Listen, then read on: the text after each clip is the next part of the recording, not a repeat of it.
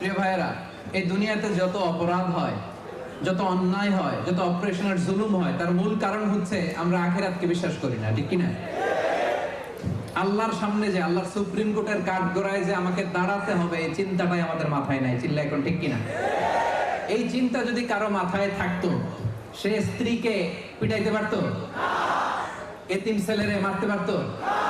দেশের টাকা বিদেশে পাচার করতে পারতো? খাদ্যে ভেজাল দিতে পারতো? মাছে ফরমালিন দিতে পারতো? ওজনে কম দিতে পারতো? দুর্নীতি করতে পারতো?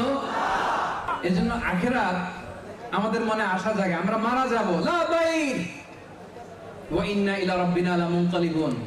আমরা আমাদের রবের দিকে ফিরে যাচ্ছি, যে রব সেদিন সবচেয়ে বড় বিচার বসাবে তার সুপ্রিম কোর্টের কাঠগড়ায়। সেদিন সেই দাজ্জালগুলো, সেই জালেমগুলো দাঁড়িয়ে থারথার করে কাঁপবে। সেই দৃশ্য দেখার আকাঙ্ক্ষায় আমরা আছি। চিল্লায়ে